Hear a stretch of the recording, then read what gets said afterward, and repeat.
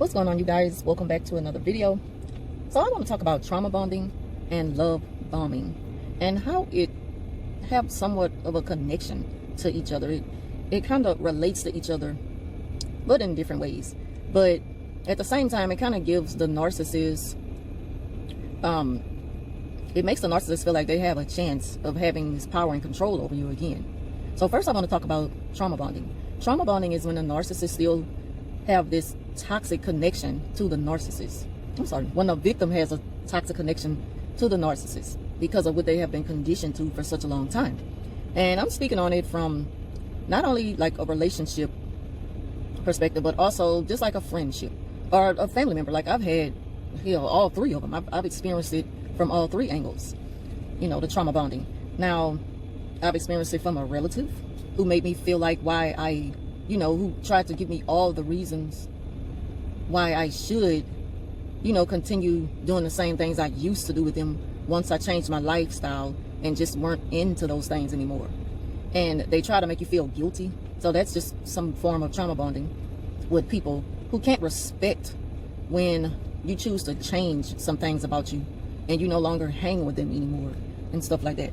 Another form of trauma bonding, of course, is when you're in a relationship with a narcissist and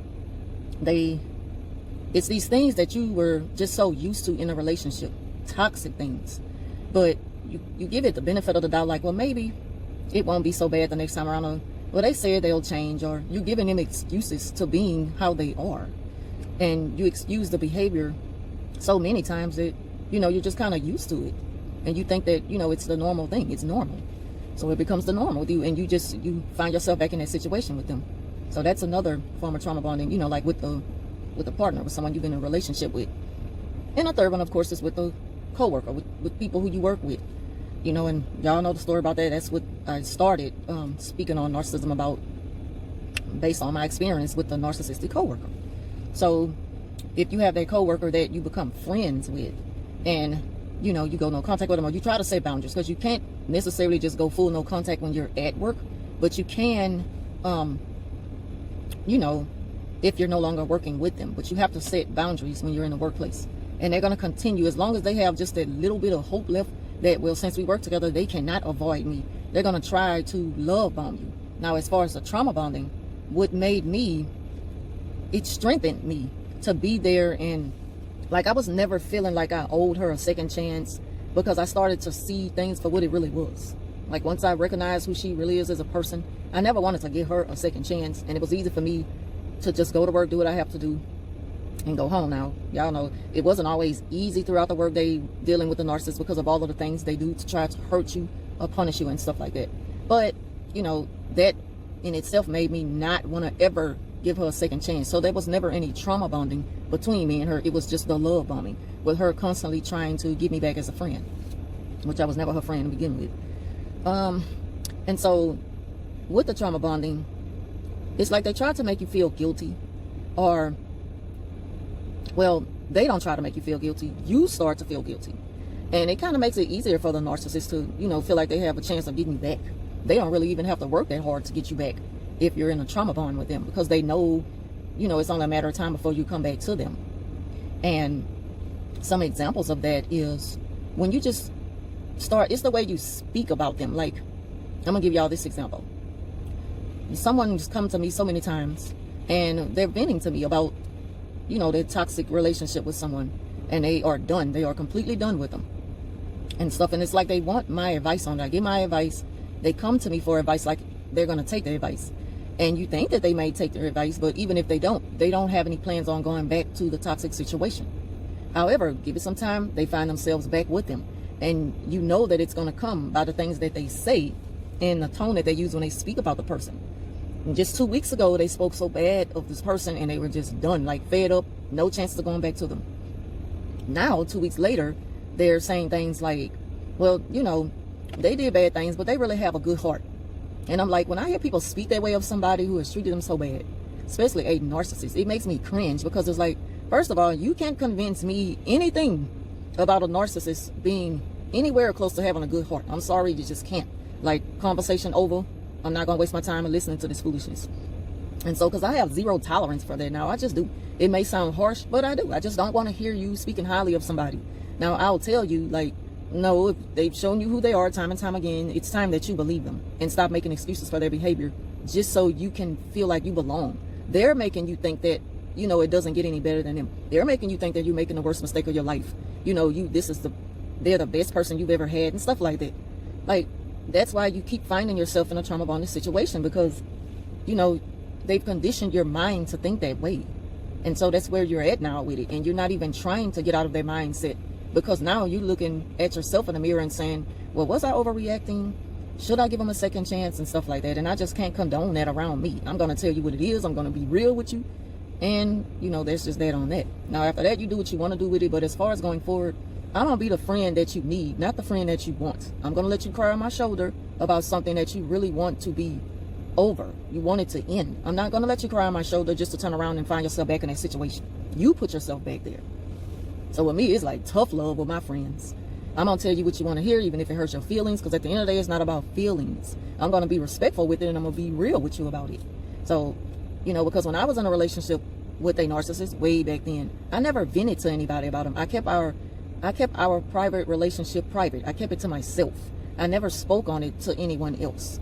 I kept it to myself. People don't even know what happened. That's what makes it so easier now for him to make me look like the bad person, because he's going to just run his mouth. That's what narcissists do. They run their mouth, try to hurry up and cover themselves in a situation, say everything bad about you just to make themselves look good. And with me being a person who never really speak on my private life, my private relationships with people, all they have to go on is what he had to say. So it's going to automatically look like it's the truth. Just like at work with the narcissist. She started to go into work a whole hour earlier than she needs to be there, to get inside of everybody's mind and turn everybody against me. She had to lay it all out and paint this picture of her being so good. And here she comes when she come in to work, so that everybody can attack me.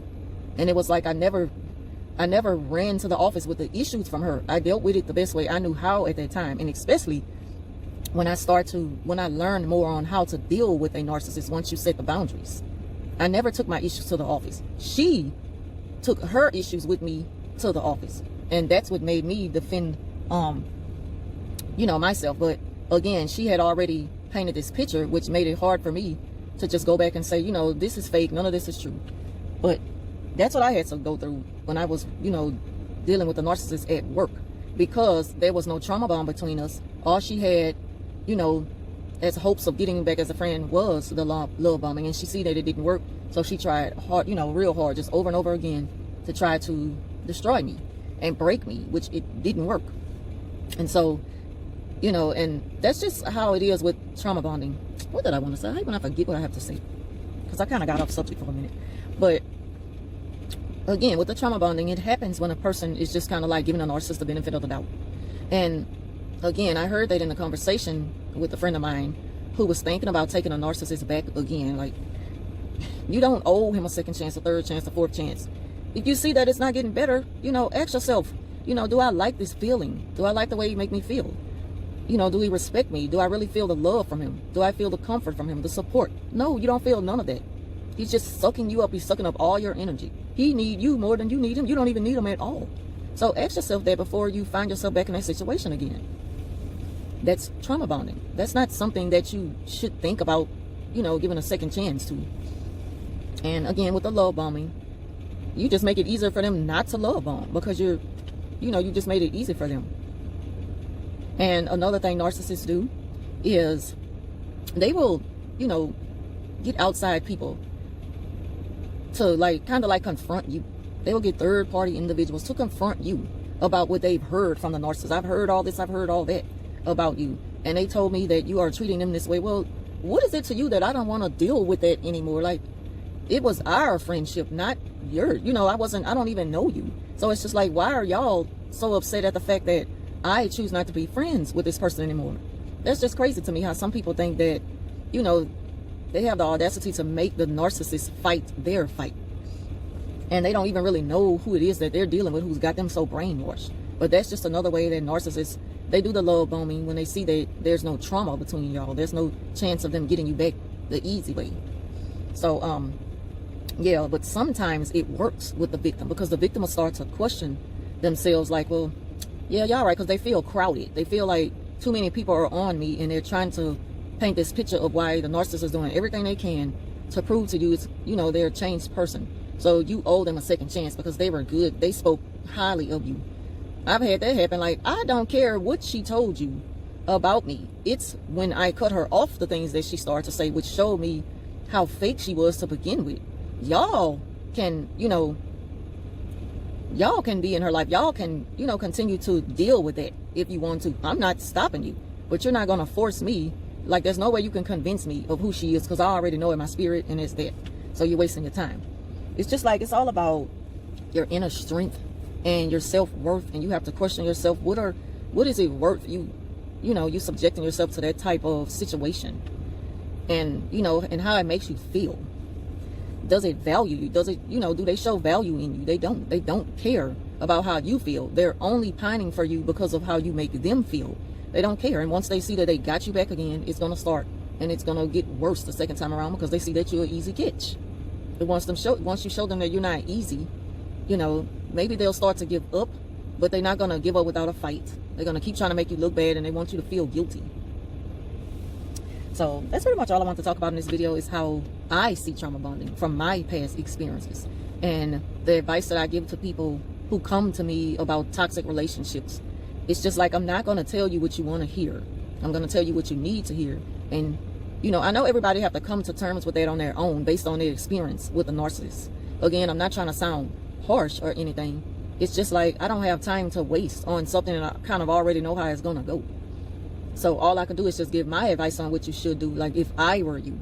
But I cannot tell you what to do, and at the same time, I'm not going to allow you to just smother me with these problems that you are clearly not trying to change.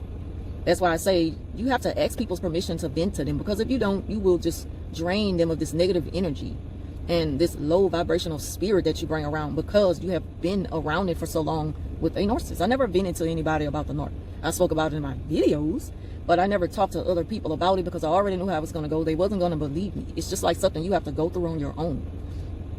Now, as far as other people coming to me with their problems about a toxic individual that they, you know, they're tired of. If you're really tired of it, show them how much you're tired of it. You don't owe it to me. You owe it to yourself. You know, so anyway, that's it for this video. I hope this kind of helped somebody. I hope I wasn't all over the place with it. So leave your thoughts down below, and I will see y'all on Wednesday.